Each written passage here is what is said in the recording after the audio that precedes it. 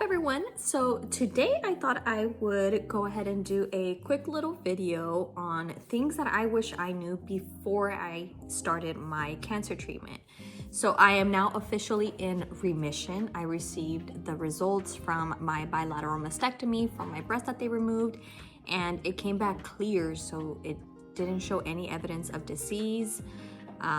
So that's good news, and I feel so much relief, and I feel like I can finally kind of turn the chapter and just move on from this. But there's still a wealth of knowledge that I have kind of just been collecting up here that I want to share with you all so that it can help you make some of your decisions, or it can help someone that you know. Now that I'm a little bit more far removed from my cancer treatment and that whole chapter in my life, I am able to reflect back on everything that happened, all the decisions that were made, all the advice that I received, and I'm able to really just kind of pinpoint what worked, what didn't, and what I wish I could do differently now that I am post-cancer treatment. Looking back at my experience, I feel like things were done backwards many of the times during my treatment. For example, I didn't get a PET scan until after my lumpectomy, and I feel like I should have had a PET scan before my lumpectomy to rule out any other cancer within my body. Because after my lumpectomy, I had a CT of my chest, but it also captured my abdomen area, and there was a suspicious spot on my liver, which has turned out to be a non-cancerous tumor. But when I received that result, my oncologist did say that potentially could be that I was stage 4. So there was this big mix up where I thought that I had, or I potentially had, stage 4 cancer. So that sent me into another series of tests to do, and that was mentally challenging because here I was being told, oh, it's you have breast cancer, but it's a very treatable type of breast cancer. You're pretty much stage 1, and then it goes from that to then, just kidding, you actually might be stage 4, and stage 4 is terminal. So being told that by my first oncologist was just a total mind boggle. Yeah, that was like my tipping edge, or my tipping point, I should say.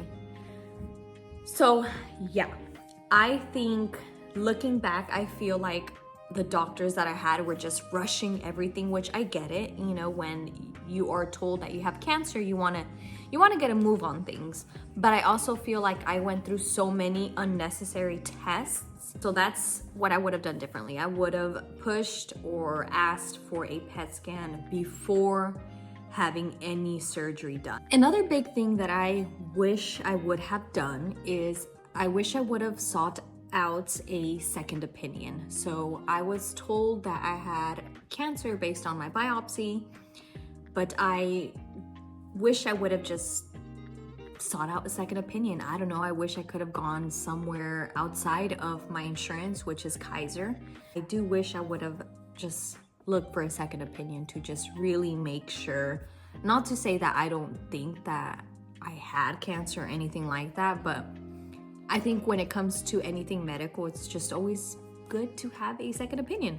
And the last thing that I wish I knew before I had started my cancer treatment was how important it is to meet with all the necessary doctors. So during the course of your cancer treatment, you're gonna meet with your oncologist, right? Your just general oncologist. If you're gonna do a surgery, you're gonna meet with either general surgeon or a plastic surgeon, if it's in my type of situation where I had reconstruction.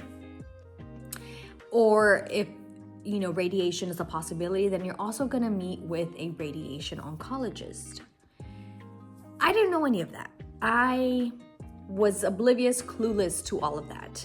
So had I known that I was not going to be a candidate for radiation, I would have not had a lumpectomy, waited a few months, and then had a bilateral mastectomy. I could have avoided that first surgery altogether. When I met with my general surgeon, the one that was possibly going to be doing my lumpectomy or my bilateral mastectomy, he kind of went over the statistics with me, told me if I do a lumpectomy in combination with radiation, that it would be the same survival rate as someone who did a bilateral mastectomy with no radiation.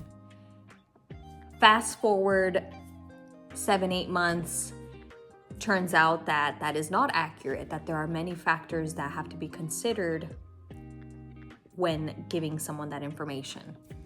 When I actually met with my radiation or with a radiation oncologist, they told me that based on my gene mutation that I had, based on my age, those two factors alone did not make me a candidate for radiation. So my only option was to have a bilateral mastectomy.